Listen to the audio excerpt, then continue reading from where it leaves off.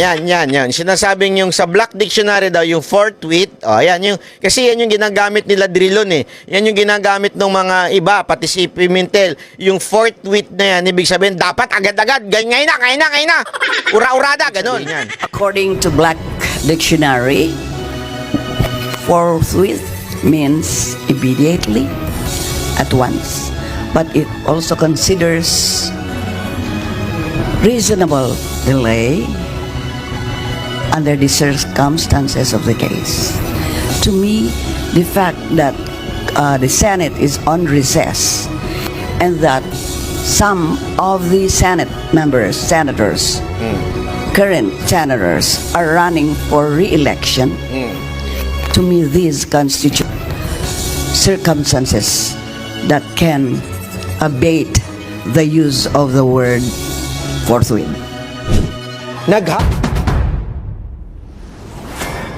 At ito na nga, sumagot na po ang isang Associate Justice ng Supreme Court, ex-Associate Justice.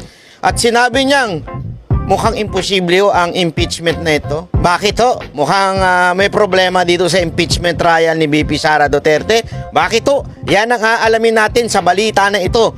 Kasi napaka-importanting maunawaan natin kung ano ba talaga nangyayari dito sa impeachment trial ni VP Sara Duterte. Alamin po natin sa balita na ito. Pasok! Maaring ipagpatuloy ng Senado sa darating na 20th Congress ang paglilitis sa impeachment na sisimulan nito ngayong ika-19 na Kongreso. Nako! Ito ang binigyan diin ni dating Commission on Elections Commissioner Rene Sarmiento Nako! sa isinagawang forum ng UP College of Law at Malcolm Foundation kahapon. Nako! The Supreme Court saying that it has not become a functus officio insofar as non-legislative function. Meaning outside of legislation, it has a continuing function. It could be convening as a canvassing board. It could even be serving as an impeachment court. Kahit recess pa ang Senado, maaari nitong ipagpatuloy ang impeachment trial.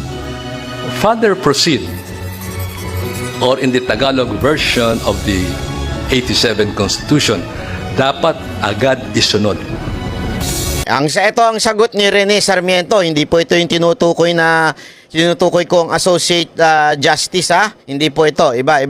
Ito kasi nagkaroon po ng parang pagpupulong ang mga eksperto pagdating po dito sa impeachment trial. So nagkita-kita po sila dyan sa UP College of Law at pinag-usapan po nila ito.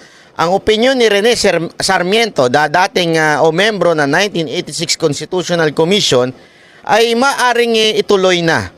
Okay, ibig sabihin yung sinasabi niya, kinakatigan niya yung sinabi ni Pimentel na pwede silang ituloy na yung impeachment, yung ura-uradang impeachment. Sumasang-ayon siya dito, ha? Nagbigay siya ng example.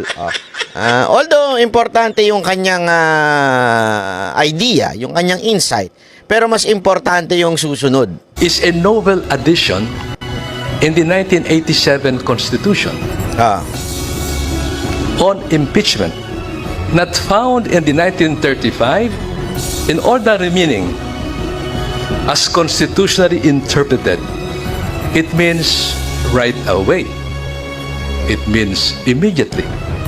Walang patumpik-tumpik. Walang alinlangan. Gawin kaagad. Salungat naman ito sa paniniwala ni dating Ombudsman at Supreme Court. Ayan. Ito dating Ombudsman at Supreme Court Associate Justice. So mas ito, mas sa tingin ko maalam ito at hindi ho ito kampi kay Duterte. Kumukontra to kay Duterte noon, Justice Conchita Carpio Morales. Given that, I believe that impeachment cannot be constituted during recess. This does not mean that during recess, the Senate cannot call for special session. Yan. So sinasabi niya, since ngayon ay recess, iba, alam naman natin, recess, lunch, merienda. Recess ang Senado, hindi daw maaari magpatuloy ngayon, ha? Kaya malabo daw, ha? Ito. But this is prescribed by so many limitations, including only on urgent legislative matters. Pwede daw magpatuloy. Ibig sabihin, kasi yan sinasabi nila. Pwede na mag-convene eh. At sinasabi na, hindi, kailangan mag-convene na yan. Pwede yan. Sabi niya, pwede mag-convene. Ito ang kondisyon. And given that, among others, and given that impeachment is not included as among the reasons why special session can be conducted, my conclusion is that no impeachment proceedings or this impeachment trial cannot be conducted. Ayan malinaw, sinasabi niya, no. Hindi maaari na mag-convene ngayon, special session for the sake of the impeachment. Bakit? Pwede lang mangyari yan kung maibang mga dahilan, not the impeachment. Malinaw sinasabi. Sino ho ba ito si Conchita Carpio Morales? Siya po ay retired Filipino Supreme Court Associate Justice ng Supreme Court yan. Imagine niyo and former Ombudsman of the Philippines. Mukhang mataas talaga itong madam na to. She served as an Associate Justice from 2002 to 2011, was later appointed as Ombudsman from 2011 to 2018. For her strong stance against corruption, she led several high-profile investigations, including cases against government officials. Ito, makinig. She is also the aunt of former Supreme Court Chief Justice Lucas Bersamin, who later became Executive Secretary under Marcos. Ano daw po siya? Siya po ay auntie ni Bersamin. Mantakin mo, ibig sabihin. Malayo sa malayo, napapaboro ito sa mga Duterte. Malabo po. Pero, sinasabi niya, hindi pwedeng mag-convene ngayon ang Senado para laang sa impeachment. Malinaw na malinaw po yun. Hindi pwede. Hindi pwede magpatawag ng special session ang Senado para lamang sa impeachment. Ito nga kinatataka ko Ito napakatarantado rin talaga nitong kamera na ito, no?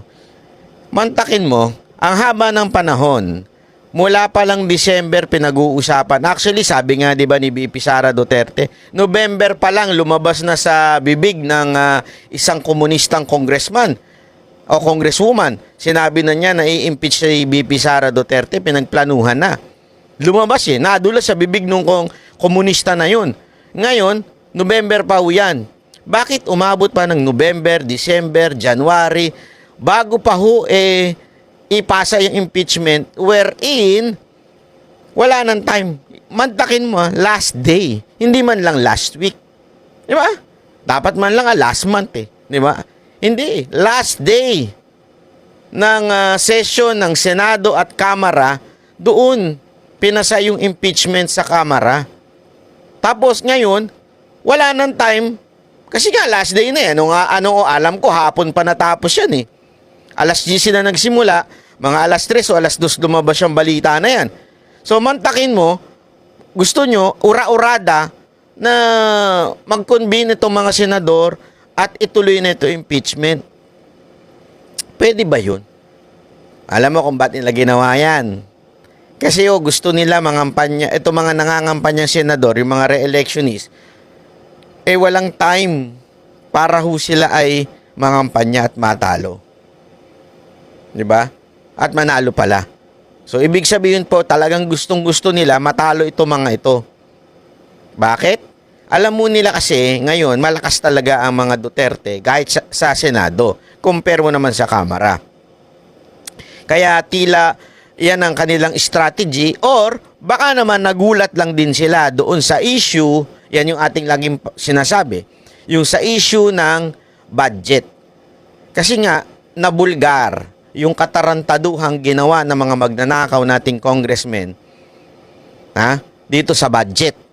Nabulgar nalatlad yung matinding kagaguhan nila sa budget. Wala na silang choice. Mantakin mo matatapos yung 19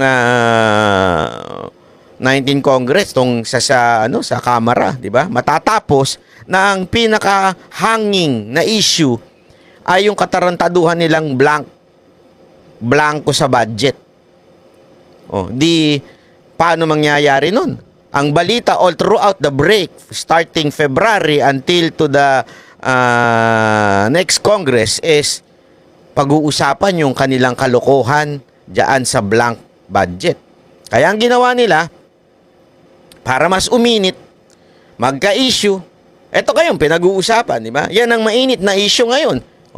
Nakakalimutan na ho nila yung mga mainstream media, nakakalimutan na yung blank budget.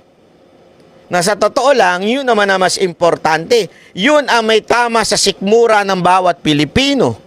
Anong pakialam ng mga Pilipino sa impeachment?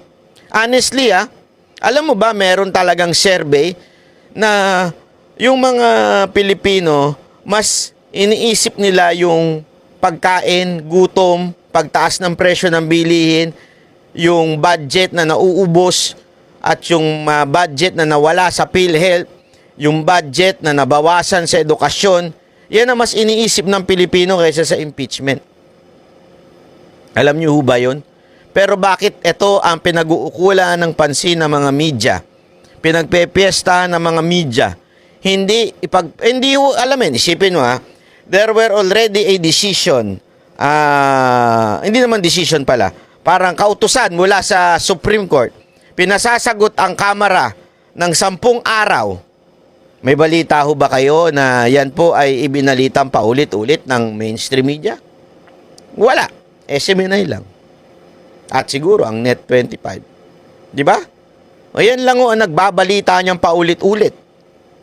Yung budget, asa na?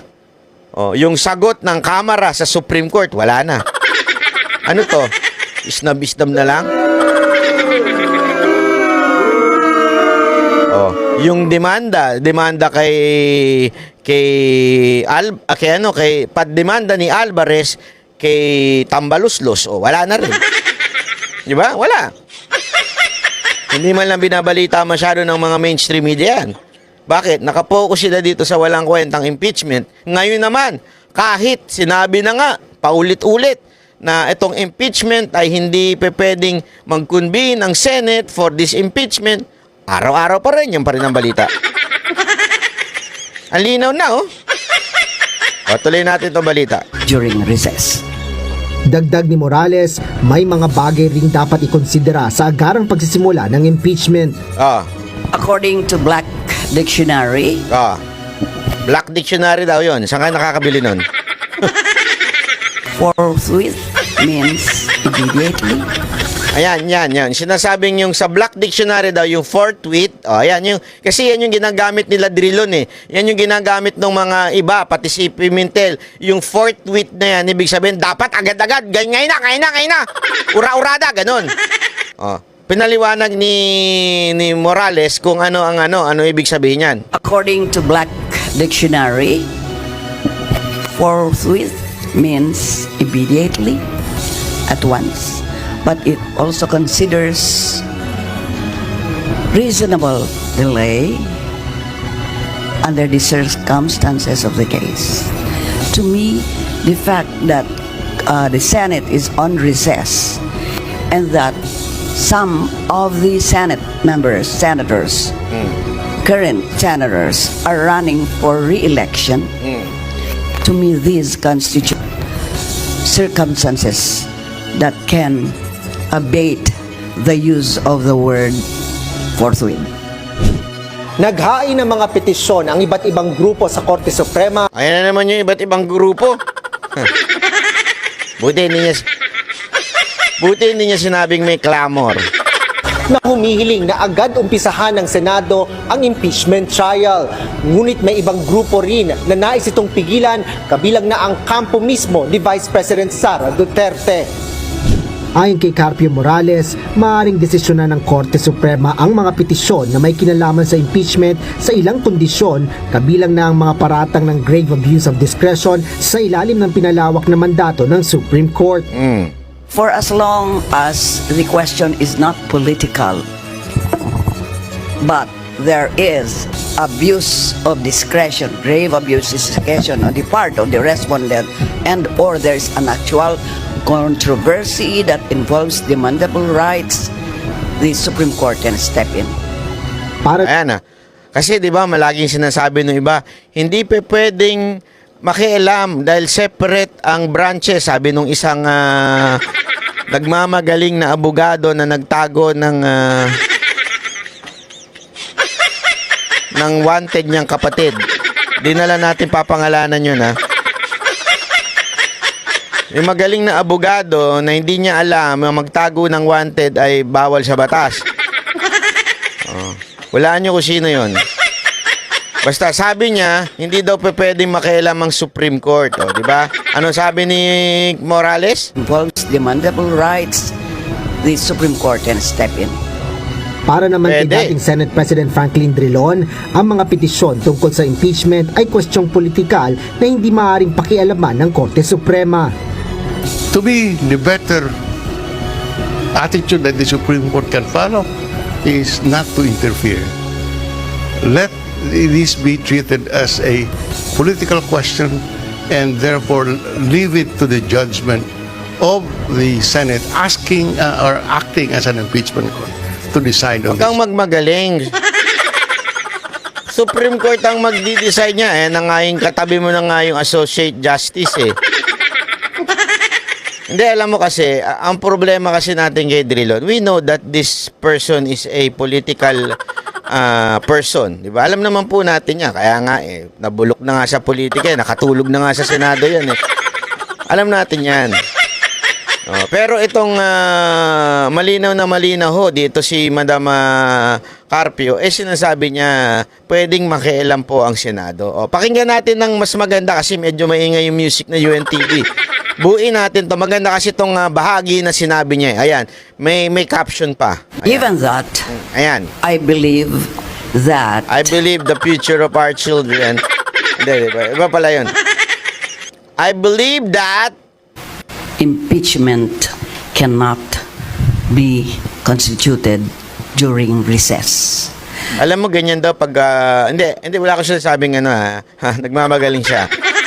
Sinasabi ko lang, sabi sa akin ni mga kapag ikaw nag-English ka, kailangan pronounce mo lahat talagang to the point that everything in the letter, you should pronounce it.